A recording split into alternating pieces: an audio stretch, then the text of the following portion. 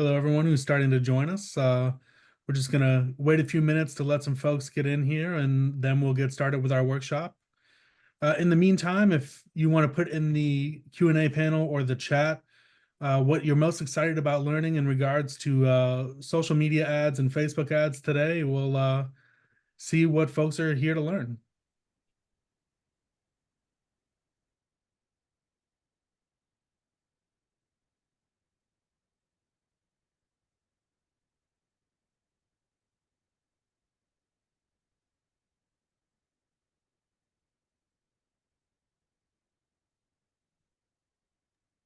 I'd say I'm probably most excited to learn a little bit more about those practical considerations for when you're going to make a post and things that you want to keep in mind.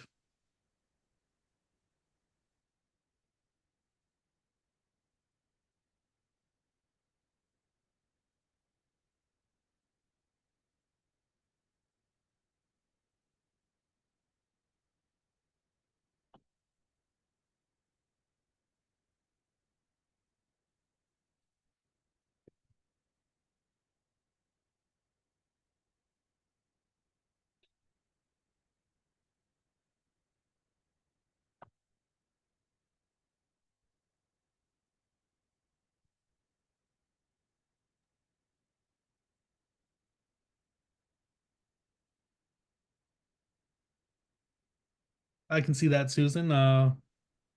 Ads can definitely help with brand recognition, which might help get a publisher or something like that.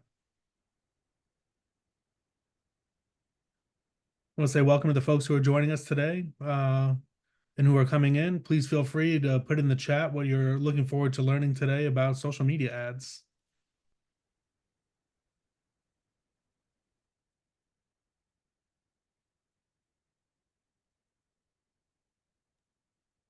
Ron, we are getting the chat, but right now there's no voice for attendees. Just we're expecting to have quite a few people today, so we're just going to make sure that Nate has the open floor for his presentation. But anything you want to put in the chat or the Q&A panel, please feel free, and we do see that. I feel you on that one, Carrie. Anything to demystify those social media ads can certainly be helpful.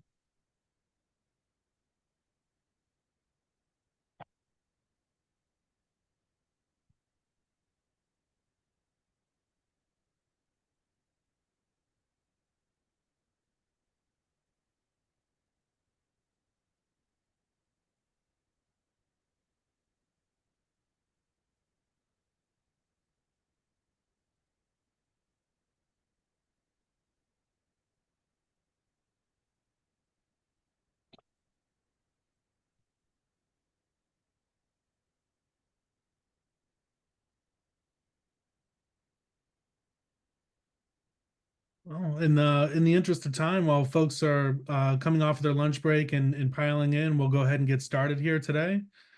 Thank you all for joining us for today's workshop on Facebook ads. And we want to say thank you to Nate O'Leary of Mainly SEO for presenting for us today. Really do appreciate that, Nate. He's presenting on behalf of SCORE Maine. SCORE is a SBA affiliated resource partner. We're a nonprofit that provides free business mentoring and workshops, just like this one, to everyone across the state of Maine who's looking to start a business. If you are looking for a mentor or a little bit of help, please feel free to go to score.org and put in an application, and we will match a mentor with you. And with that, I want to hand it over to Nate, who is our expert here today, who can get us started on the topic. Thank you, Nate. Yeah, Dan, thank you. Hopefully everybody can hear me okay. I don't have a webcam on my computer, so I'm using my phone down here to chat with you guys so you can see me. And then I'll be sharing my screen up here on my computer. I find that to be sort of like the most effective way to look at Facebook ads, essentially create campaigns to really sort of give you a hands-on look at creating a campaign, all the best practices and everything. If my screen is a little too small, I can try to like zoom in on it. That might make it a little bit better for everybody to see. But yeah, thank you everybody again. My name's Nathan O'Leary. I've been with SCORE for over 10 years as a mentor and a workshop presenter. I've got quite a bit of experience just in the digital marketing space. I have a digital marketing agency called Mainly SEO.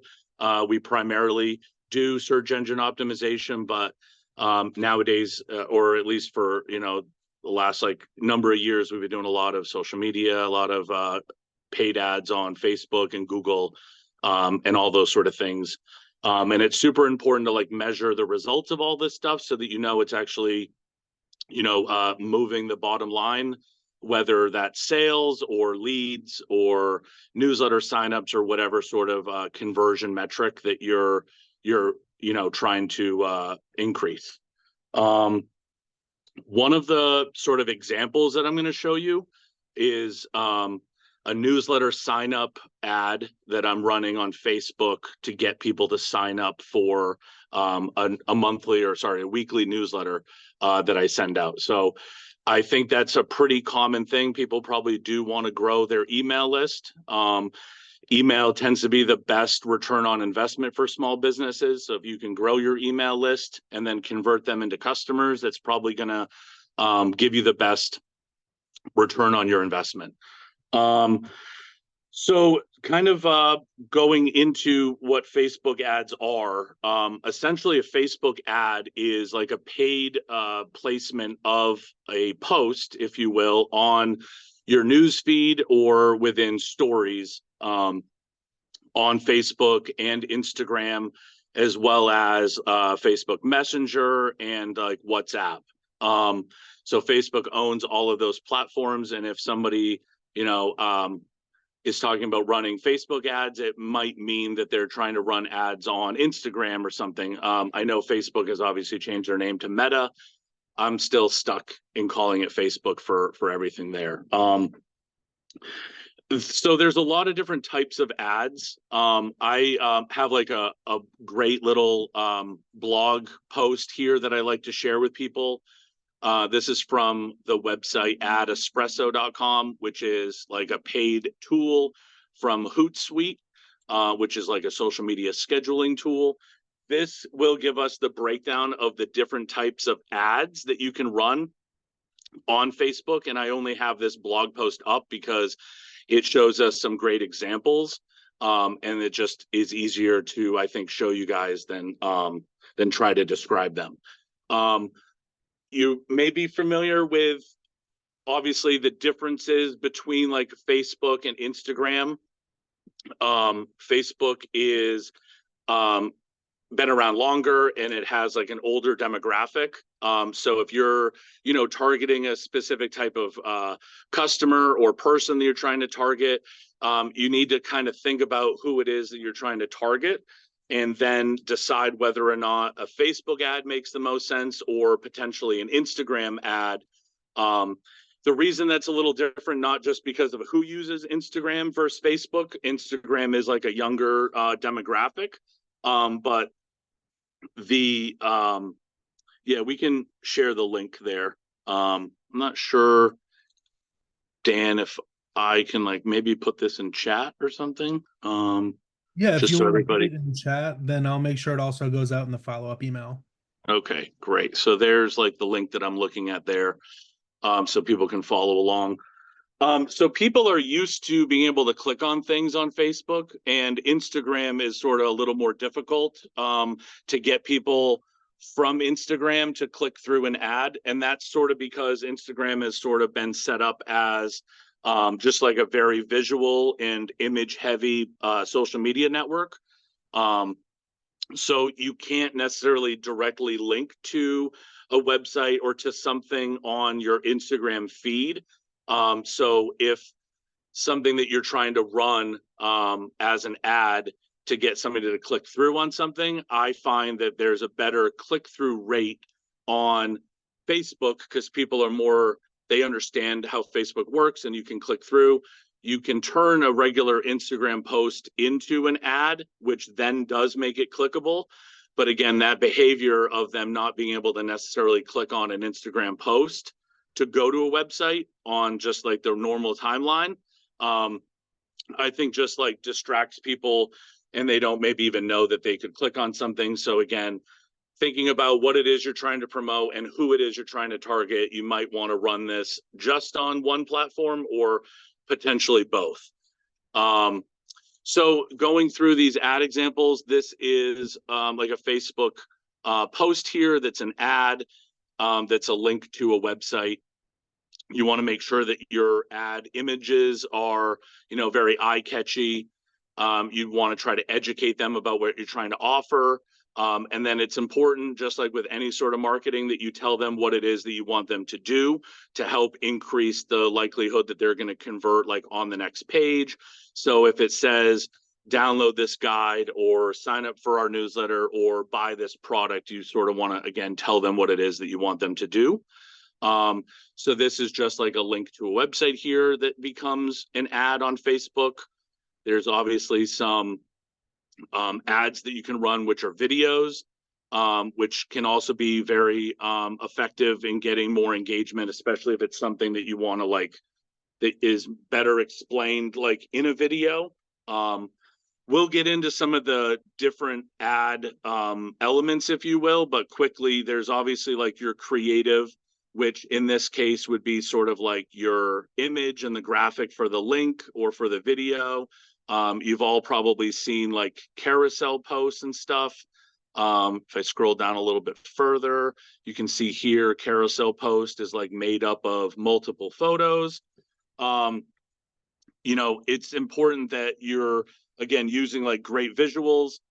But then you have the option of including like text, which appears usually like at the top. That's like your status message, if you will. And then you have some description text for each image. And then you can even create like a call to action button. So there's some different elements that go into creating an ad, and we'll get into those specifics in a little bit. But when looking at like a Facebook ad up here, just know that you've got like an image or a video, you've got the text status part at the top, and then you can describe the link at the bottom here so that people, when they click through, know what it is that they're clicking over to. So again, just thinking about what it is you're trying to promote and who you're trying to promote it with. You want to, again, think of like the platform again. Is it Instagram? Is it Facebook? Or is it like a story or a reel, which is another type of platform, which is a video? And then also, what sort of ad copy do you want to include with that, and stuff like that. So once you've sort of thought about your ad and what it is that you want to promote and what photo you want to use and what sort of ad copy that you want to use, the next step is really understanding like how you want to target these people. And I know it's kind of creepy because Facebook knows everything about us, but we have sort of given it that information when we post on Facebook, or if we like certain things like articles, or if we visit different websites and stuff.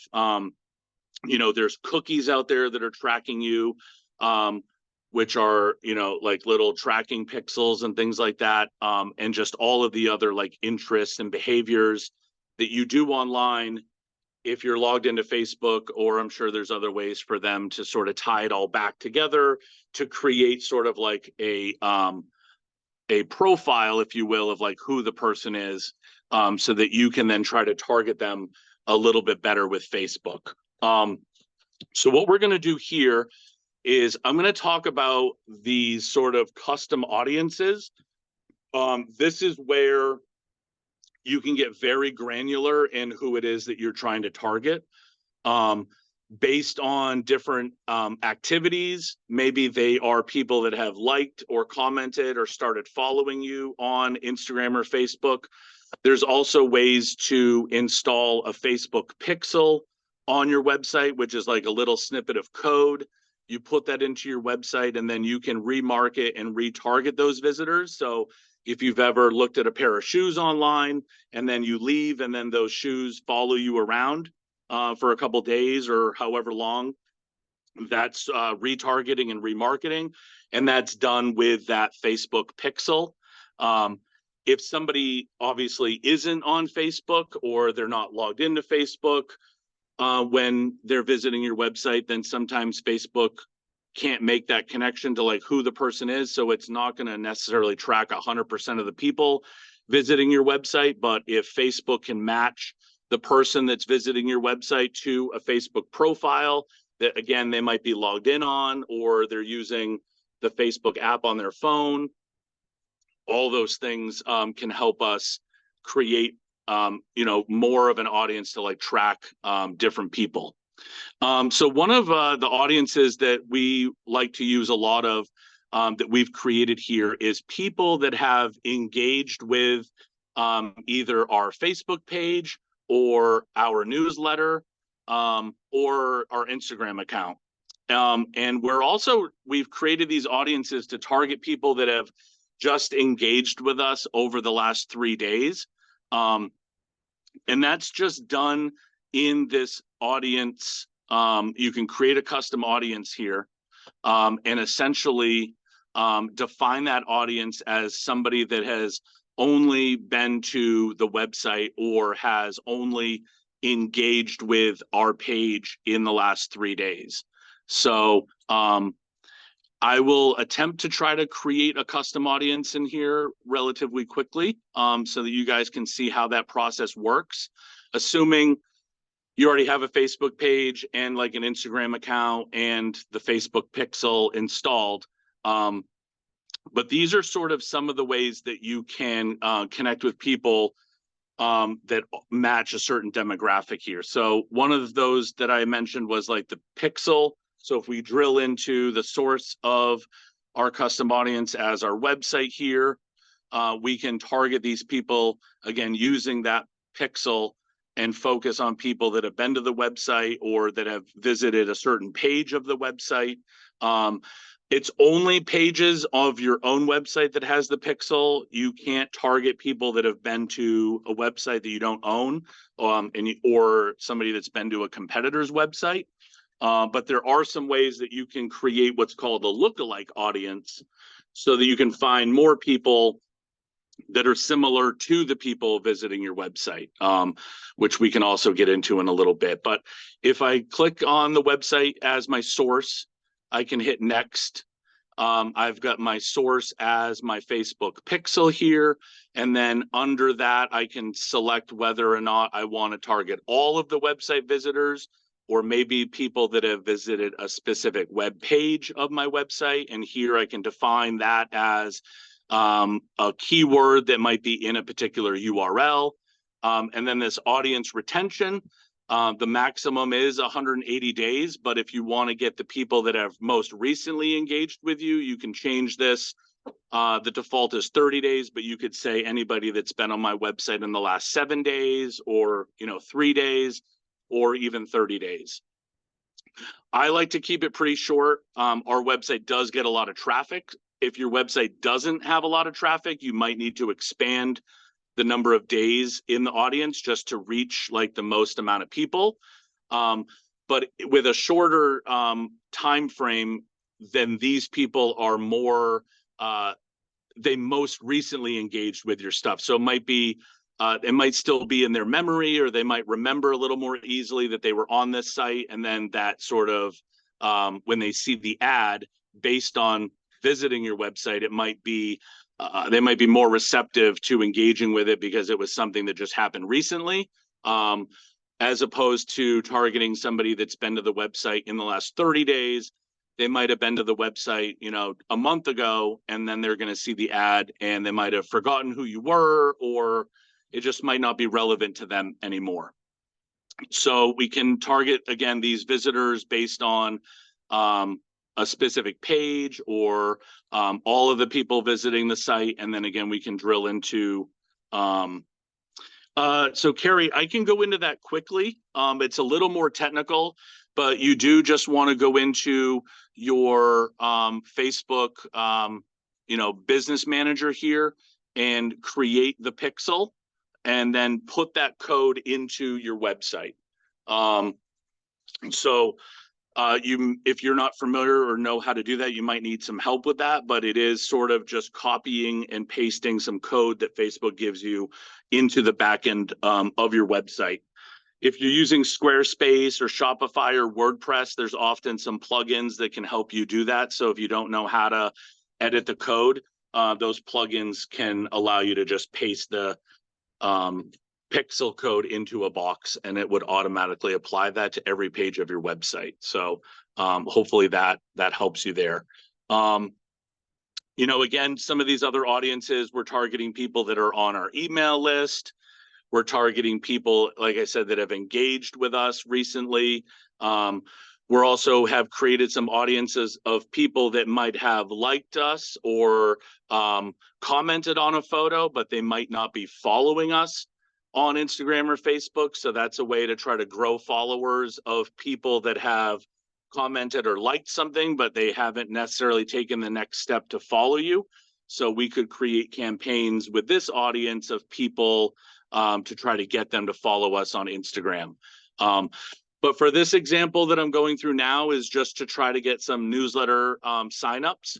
So of the people that have been to our website or have engaged with us in the last couple days, we are running an ad that basically will show them this this ad, which is a Facebook post, on their timeline feed. We've got some website copy in here that says unlock Portland's best kept secrets, subscribe to our weekly newsletter. So again, we're sort of telling them what it is that we're trying to promote to them, and the benefit statement as to they'll get some information that they might not otherwise know. So again, we're trying to create some scarcity there, and trying to get them to want to subscribe to our weekly newsletter. So that's sort of like the status part at the top. And then a little bit further down, we've got the headline text for the link that says stay informed and up to date about Portland, Maine, find things to do in Portland, Maine. So we've been running this ad now for a little over a month. I believe we were spending about $10 a day. You can see we've gotten a decent amount of interactions here, likes, comments, and shares. So a lot of people are talking about just like Portland and how they love Portland and stuff, which is great. And then if they click on this ad, they are then sent to a very specific landing page on our website that is asking them to sign up for an email newsletter. So they would just put their email in there and say that they either live here or they are they're visiting, and then they would hit subscribe, and then we would automatically get their email address and it would get added to our newsletter list. Now, once you've run an ad for an extended period of time, a couple days or a week or two, you'll start to see some data come into the dashboard here. So this was the ad that we were running. It's currently turned off right now. But if I start to scroll over to the side here, there's a lot of these sort of metrics. I can see how much is it costing me per subscriber event. I can see that I have received 445 subscribers. So those are people that signed up for the newsletter. So out of the $376 that we spent, and 445 subscribers, we are at a cost per subscriber of 85 cents. In our world, anything under $1 is good. We value an email address at $1 a piece. It's sort of just a number that I threw out there. It's not tied to any sort of return on investment, but in doing marketing for a lot of other businesses, anytime you can acquire an email address for under $1, you're doing pretty good. So we'll count this as a win here.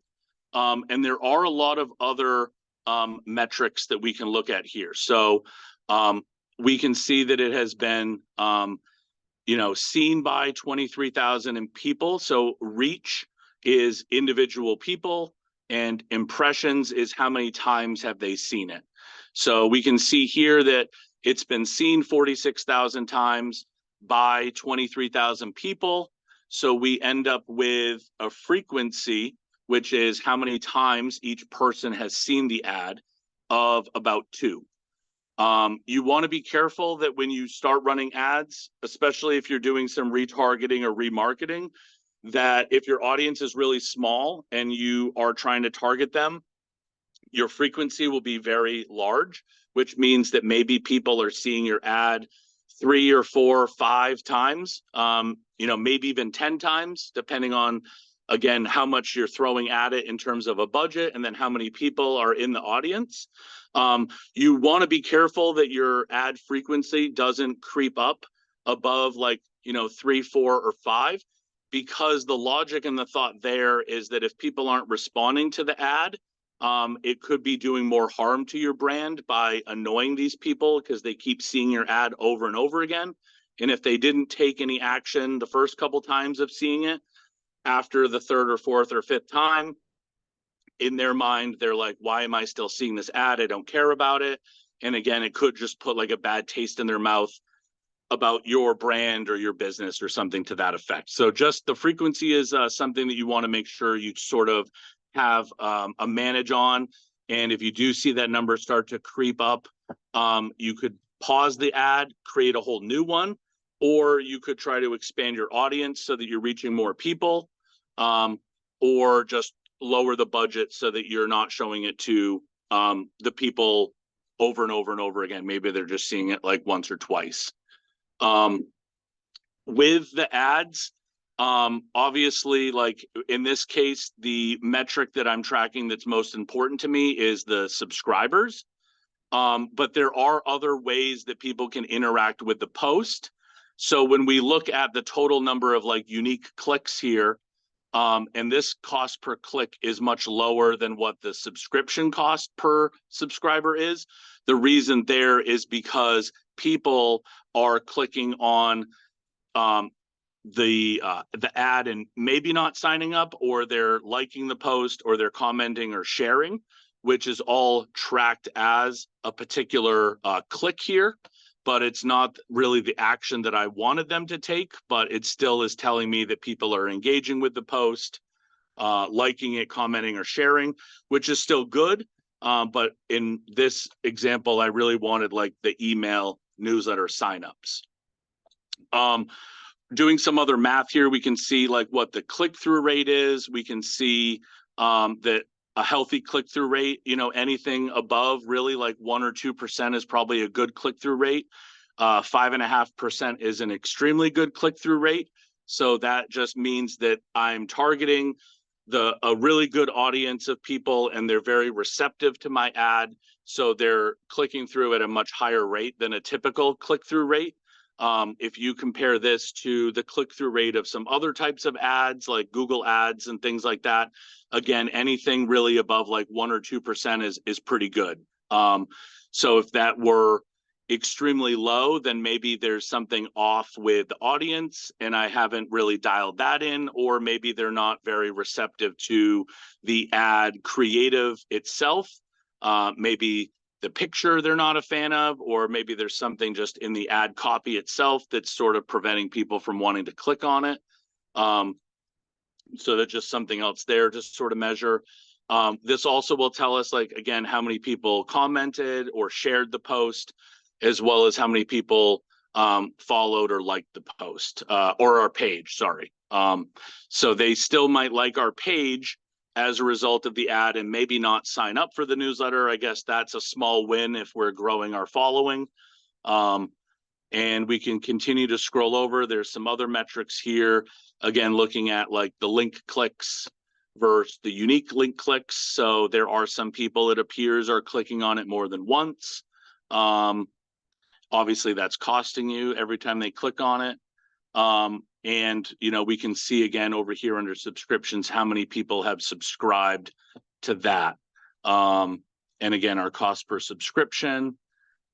And that's pretty much it in terms of like the metrics that you'd want to look at after running a particular ad.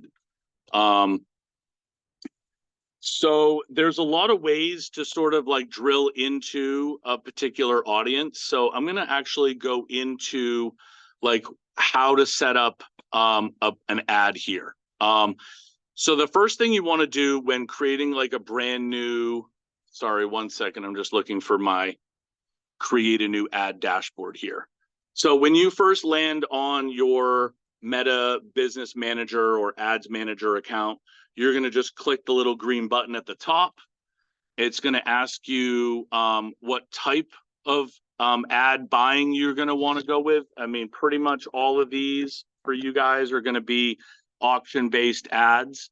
That's just how a lot of these ad platforms work. It's all auction-based. So just like with Google ads and Facebook ads, if you're trying to target the same people that everybody else is trying to target, it might be more expensive to reach those people.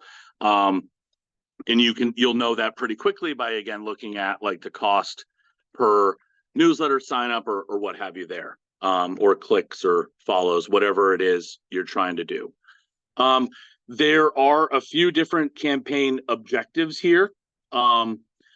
Primarily, I like to stick with the traffic one because I ultimately want somebody to click through the ad and go to my website. But if you were trying to just build as much awareness as possible and you didn't really care about people clicking through, you just wanted people to see your ad, then within the ad objective here, you would pick awareness, which is sort of trying to reach the most amount of people as possible. Again, traffic would be getting people that are going to click through to your website. In engagement would be people that are looking to either watch a video, like a page, comment on a page, sort of engage with the ad or your Facebook page itself, as opposed to clicking through the ad and then going to your website. There are some other like more advanced ad types. So if you're trying to sell products, you could run a sales sort of ad, which would tie into the catalog of products that you might have listed on your website. That's ultimately like if you are trying to do retargeting for the products that you're selling on your website, you want the product that they viewed to be the same product in the ad so that your click-through rate in the ad matches, again, the product that they're looking at. So that would be done through like a sales ad here. Again, connecting, as you can see, like your catalog, as well as obviously like your pixel. So those are ways. And again, if you're using WooCommerce, WooCommerce, Shopify, or Squarespace, again, there's ways to put that sort of plugin into your site that's going to create the catalog of all your products. It's going to crawl. It's going to look for your images of your products, the description, the name of the product, the price, all that stuff. So by putting that pixel into an e-commerce website, it will collect all that data for you. But again, going back to just like trying to get somebody from Facebook or Instagram to go to your website, I find that traffic is going to be the best campaign objective. So we're going to stick with traffic for this example here. Again, you can see that it's good for link clicks, landing page views, Instagram profile visits, things like that. So we'll click continue there.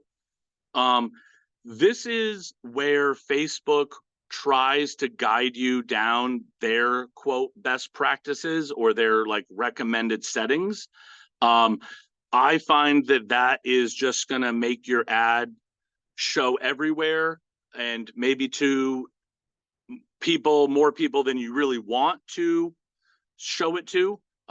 It is much easier to run an ad through their recommended settings.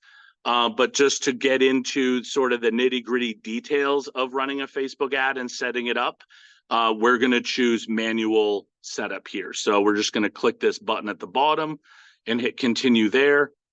Again, just in my experience, anytime with Facebook ads or Google ads, these sort of recommended settings, if you will, are just to get you to spend more money. They just try to say that they're going to maximize this or show it to the best people. But I do find that they haphazardly just they spend more money than maybe you'd be willing to spend, or I mean, you can set the budget, but your money wouldn't be necessarily directed to as specific of an audience as you could get, which would mean that you're going to be getting in front of exactly the right people as opposed to with their, audience plus audiences, they're going to try to do what they think is in the best interest, and you could be accidentally showing your ad to people that just aren't that relevant, and then your costs could go up and stuff. So once we've sort of defined that campaign objective for traffic, in this case, we're going to name the name of the campaign here. And this, when done correctly, will show up in your Google Analytics or in your sort of platform that you're measuring this stuff by. So it's important to name your campaign something with the objective or what it is you're trying to promote, or even in this case, we could say that this is going to be for, July 23rd through the 31st, 2024. Again, so that somebody else coming behind you can interpret this data as to what you were trying to do, as well as having this information again appear inside of your Google Analytics so that you know that this traffic is coming from this ad in particular. And then on the Google Analytics side of things, you can see how that is behaving. Are these people staying on the website for a longer period of time than maybe your average traffic source is? Are they visiting multiple pages? Are there other goals and metrics in Google Analytics that you're measuring, such as like an add to cart function or a newsletter sign up, or what have you there, or just buying something? So that can just help you again determine like if this traffic is performing well or not. The other thing now that Facebook has started to roll out is they want to make sure that you're not running ads that are related to like credit or employment or housing, as well as like social issues and elections or politics. They require you, if you are running those types of ads, to declare that your ad fits one of these special categories, and it will limit the type of targeting that you can do because of, the different like laws that you can't discriminate when hiring people or providing housing and things like that. Facebook got in a lot of trouble years ago where you could show an ad to people for an apartment or a house for sale and only show it to people in a certain like demographic or income level and stuff. And obviously that was, not okay. So they sort of like put in this special ad category thing here. Again, only if you're running those types of ads do you really need to like worry about this part. Coming down a little bit further, we can go into some of these campaign details. Again, auction is primarily the only way to run ads here. And then that campaign objective, again, we determined that traffic was the best type of ad, so we set that there. Again, this campaign budget plus optimizer thing, again, is like Facebook just trying to say that they're going to help you make better decisions. I think I can make them fine myself, so I leave that turned off. But if you're also somebody that wants to test it, you could try running an ad with that versus one without it and see if you get different results. And then we're going to go into the next set of settings, if you will, for your ad. So if you can see up here in the top left corner, there's essentially like 3 tiers of settings, and it gets more specific and more granular as you go down. So this is also a great place to name your ad set. So if we're saying that this is a score test, July 23rd, then we could say that maybe this is for, again, score workshop ad, again, July 23rd to the 31st, 2024. And this could be, again, we're calling this a workshop ad because we could use this ad to promote a specific workshop if we wanted to. The next step here is how are we measuring the traffic? It defaults for some reason to getting them to send you a message, which isn't that helpful, especially if you don't want to be there replying to people all day long. So we pick website traffic. You could send people to your Instagram profile if that was, again, your campaign objective, to send people to your Instagram profile. You can do that. And you can even now get people to call your business. So you can pick call, just like you can in like Google Ads. You can run like a call ad that has like a phone number. When they click the phone number, it picks up your phone app and makes the call. So if you're a business that wants people to call, then you can pick that. You can put your phone number in there and stuff. Again, in this example, we want to send them to our website, so we're going to pick website traffic as our conversion metric. Scroll down a little bit further. There's another level of performance goal. You can ask them to maximize the number of landing page views, or you could have them maximize the number of link clicks. This is a little weird. The only way I can think of it is when you have the Facebook pixel on your website, if you're maximizing for the number of landing page views, it will only show it to people that are likely to wait for your website to load. So if people are just click happy people and they click on something, but it's not what they thought it was, and then they click their back button relatively quickly, maybe they didn't even wait for the entire web page to load. Facebook is trying to determine the people that are more likely to wait for the website to load as opposed to just clicking on the ad. Again, I don't really know the difference, but in my case, I would rather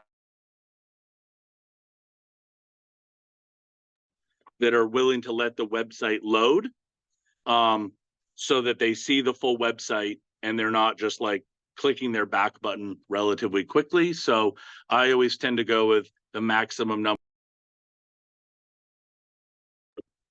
Sorry, I keep getting a phone call there. And there are some other metrics. You could show this to the most unique daily people as possible. So it'll show these people once per.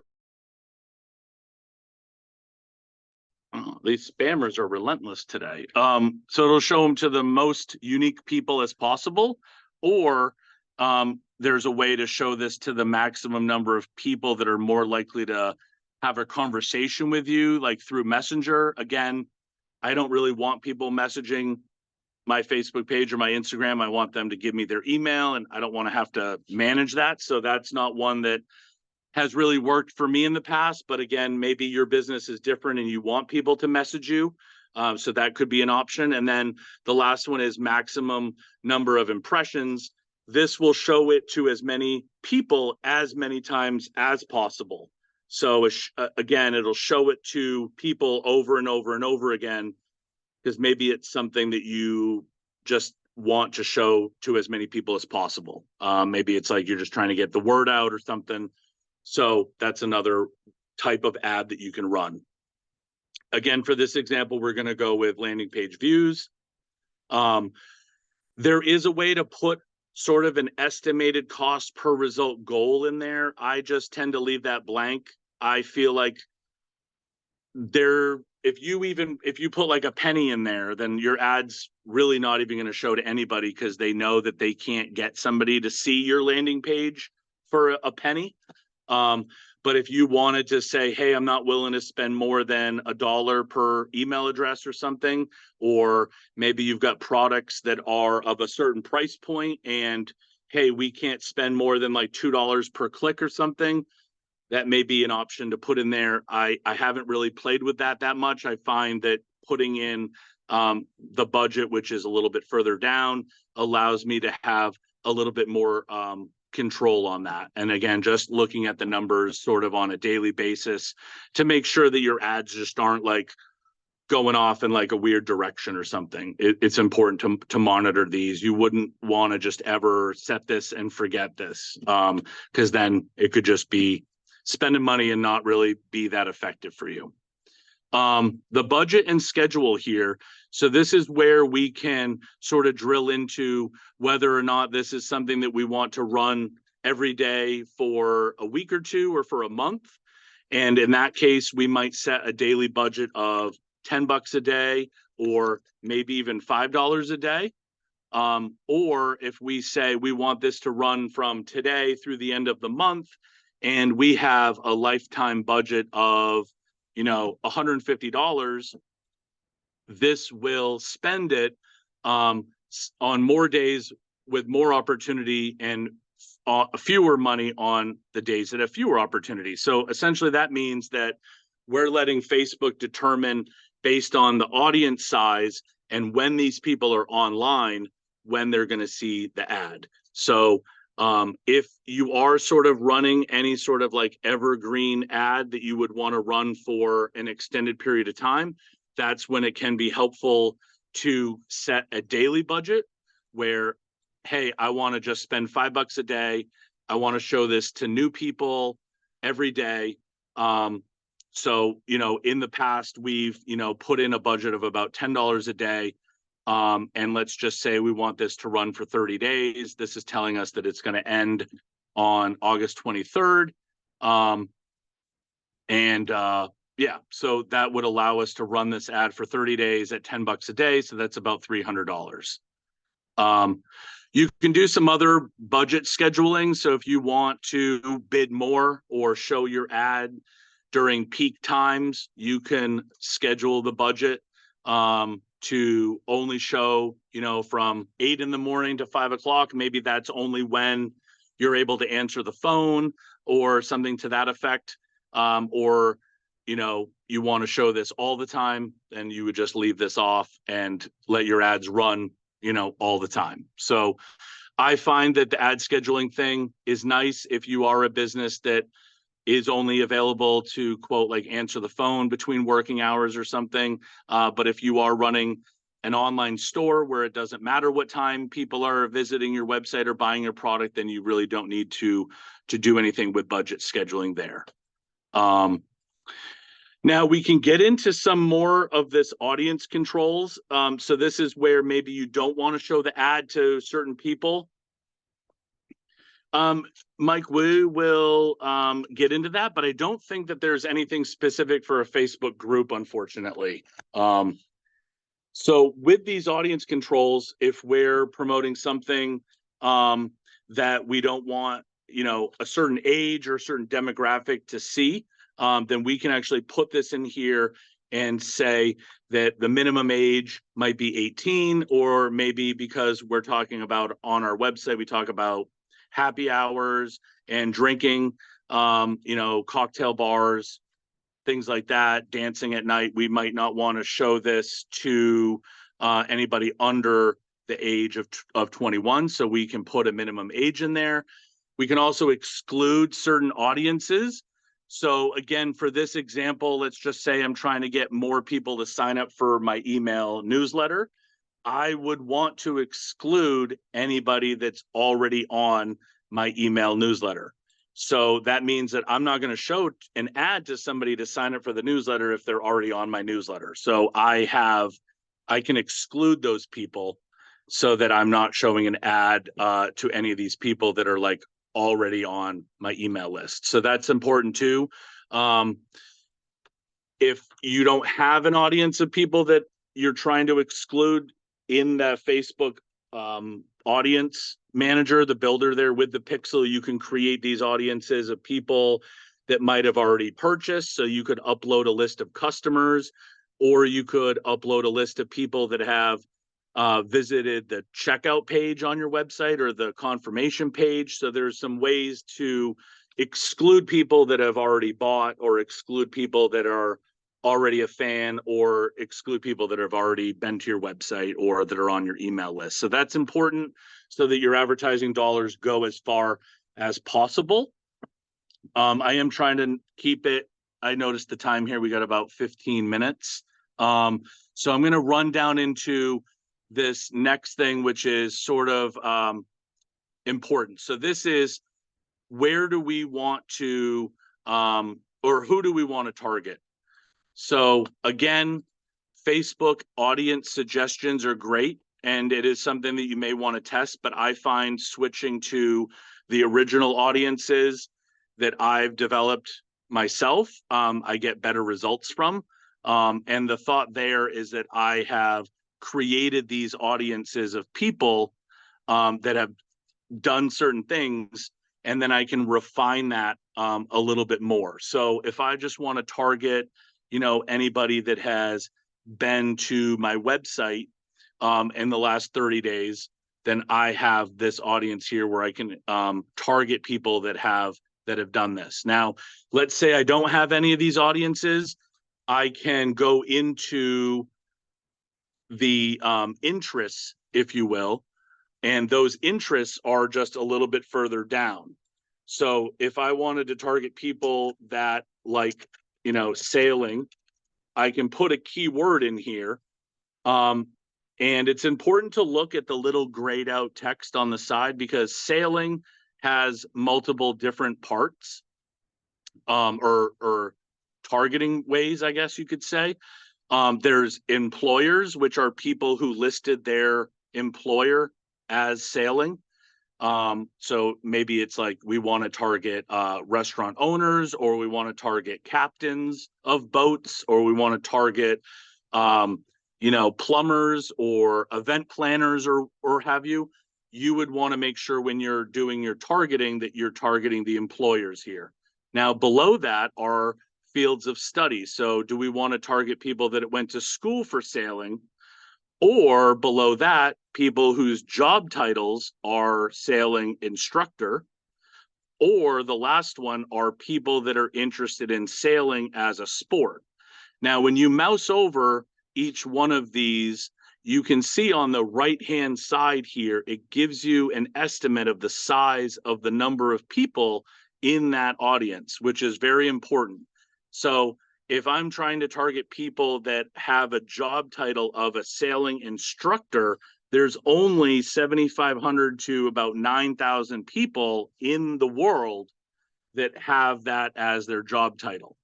But if I mouse over sailing as an interest, that's 2.5 million to 3 million people.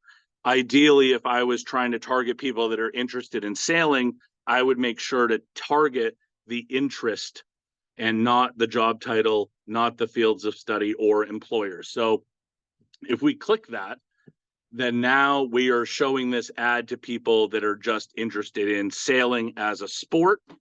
And we can then refine that audience a little bit further if we wanted to. So below this, there's a way to define the audience further. So if we click define further, it means that they must include this interest, which we've defined as sailing, and must also match another interest. Now, maybe fishing. Maybe we want to target people that are into sailing and also into fishing. So they would have to be into both of those interests. And again, by putting in fishing, I can see employers of people that say they work for fishing. I know that sounds weird, but that's just how this works. Or they're listed schools as fishing, and then interests below that, outdoor activity. Then there's even further defined commercial fishing, recreational fishing, even carp fishing, fly fishing, bass fishing. So you can get very specific. But if we just wanted to say outdoor activity of fishing, which if we look here has almost 300 million people that are interested in fishing, if we click that, we have now defined the audience into people that like sailing, but also like fishing. And that audience here on the right-hand side has sort of told us that this is narrowed down like to even more specific. Now, this budget number that we put up at the top here, this $10 directly relates to the side over here that says estimated daily results. So based on $10 a day with this audience size, it says we're going to reach anywhere from 1,700 to 4,800 people. And then of those people, it's suggesting that anywhere from 15 to 53 people will click through and then allow the page to load. So for $10, they're saying that we may get anywhere from 15 to 53 clicks per day. It may not be exactly that, but again, once you've started running the ad, you'll get some, obviously a lot more data there that'll tell you how many people are seeing it and clicking. Again, you can schedule your budget to run during specific times. And then we've obviously, like we've defined this audience here. We could even geographically say, maybe if we don't want the entire United States, we could just say the state of Maine. So now this audience on the side has gone down from 3 million people to 34,000 people, 34 to 40,000 people. So that's a very like good audience size that's very specific. So again, we're targeting people that are into sailing and fishing in Maine, 34,000 people. They're telling us at $10 a day, we're going to reach 1,400 to 4,000 people and get 10 to 31 clicks a day. We could also, if we wanted to, make this, you know, maybe people with sailboats that enjoy fishing are over 35. We're going to see then this audience size go down a little bit more. And then we could even, if we wanted to, say we just want to target men or just women or both, and this audience size just got even smaller. So there's 20,000 men over 35 in Maine that are into sailing and also into fishing. So if we wanted to just leave that as it is, that I feel good about that. That's a good, decent size based on the budget that we want to run. The next piece of this, which I know we don't have much time, you would create the ad. And then from there, you know, you would create the ad with the photo or the video that you wanted to use, as well as like the headline text and any ad copy text. You can also, if you want, use an existing post, which is very helpful. The reason that's helpful is because you can use a post that's already on your feed. And if you've already created the timeline post, you might as well turn it into an ad. Now, this is very different than just boosting a post through, you know, Instagram or Facebook, where they just say boost the post, because we've gone through and really defined this audience and narrowed it down. You really can't get that granular just by boosting the post. The other reason existing posts are very powerful is it will keep all of the same social proof, if you will, with the likes, the comments, and the shares that might have happened organically on your Facebook post. It will keep those on the ad. So when more people see the ad, they'll see all of that organic social proof, if you will, that these people, you know, are already liking and commenting and stuff like on your post. So where was I? Sorry, over here, it's asking me, you know, I got to select the post. So I could say like, okay, I want to turn, let's say this post here into an ad. I'd select that post, hit continue. It gives me like a preview of what the ad's going to look like, which is nice. And then you get that preview on the side over here as well. And you don't have to come up with more ad copy or an image or whatnot, because you've used an existing post. Now, if you want to create one from scratch, you can certainly click create ad. And then you can come in here and upload an image if you want, or you can upload more photos as a carousel. And then obviously put in like, where do you want them to go for the website URL when you click on it. Dan, how we doing on time? I would say it's about time that we should just answer a few questions. Okay, cool. I know that's a lot, everybody. It's really hard to fit it all into a little hour here. So I would say there was a great example, and especially the walkthrough, just being able to see what the options are and have them explained. That was absolutely phenomenal. Thank you so much, Nate. yeah, good. One of the questions that's popped up a few times is about the Metapixel and how you actually install that on your website. I believe it's a series of, it's a code that you put in your website, right? Yes. So if you all can see my screen still, you have to go into, I'm trying to, they changed the name of it recently.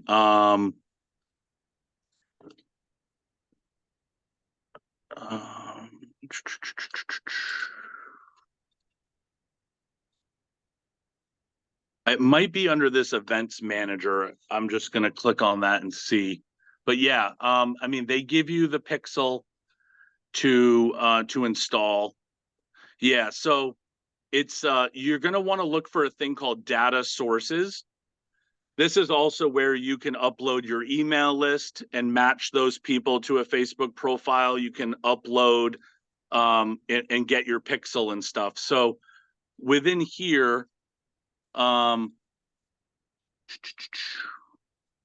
since I've already created one, I'm not sure where or how to create another pixel because they only let you have like one pixel. But in here, settings, let's see. Just after a little Googling, I did see something that looks helpful that I'll make sure gets sent out as well, and I'll post in the chat. Okay, great. Yeah, so I'm using like I have a WordPress website, so I'm using like the WordPress Facebook plugin. When you go through this whole thing, it'll have you like connect your website to your Facebook Meta ads account. And again, if you're using like Shopify or Squarespace, they all sort of have like a place in the back end of the dashboard to just like paste that pixel code. But yeah, it's just like a piece of code that you're going to copy and paste like into your website. And another question we have here is, could you compare and contrast the differences between boosting a post and running an ad, or if there are any differences? Yeah, the differences are really in the targeting. So if you are on Instagram and you see your profile and you see the little button underneath that says boost post, you're very limited in that sort of boost to target different people. They'll just say like you want to target, I think you can put in a little bit of demographics and a little bit of interest, but it's really difficult to get very defined. So a boost is great for somebody that's really just starting out that might want to test the waters, but this Facebook or Meta business suite is really obviously a lot more complicated. There's a lot more steps, but you can get way more defined with your audience and measure the results, with more detail than just boosting a post. I think that's a fantastic response. It can definitely help with the ROI on that. And we had another question here, and maybe this is situational, but this is a hard choice: sales or traffic. Thoughts on which is better? Yeah, great question. If I had more context to what it is they're trying to promote, I might have a better answer. But I mean, for low-hanging fruit, if you're trying to sell something and you have an online store set up, a retargeting campaign is probably the lowest hanging fruit that you would want to set up. And even something as small as like $10 a day would be able to get the few hundred people or maybe the 1,000 people that are visiting your store that might have looked at a particular product. If they then leave without buying it, you have the best chance to get them to come back and maybe buy if you're doing the retargeting. And then from there, if you're able to get a decent amount of clicks and or sales, then you could really expand into more of the traffic ads where you could get really specific. Again, maybe you have a special handbag or something that you're just trying to target, a certain demographic of women or something like that. You might want to create that new audience of just those people and then see how that performs against the retargeting, I guess. I think that's a great response. I want to say thank you so much, Nate, for your time today. Yeah. We do And also, appreciate. being a mentor, if anybody has additional questions or whatever, wants to request like a free, one-on-one coaching session with me, I'm happy to do that. So Thank you so much, Nate. And I want to say thank you to everyone for attending today. And we will put out some information in our follow-up email, including a link to that blog and a link to setting up MetaPixel here. And if you do have any questions, please feel free to follow up with us and we will get you in touch with Nate. Thank you so much, everyone. Have a great day. thank you. Bye-bye. Bye.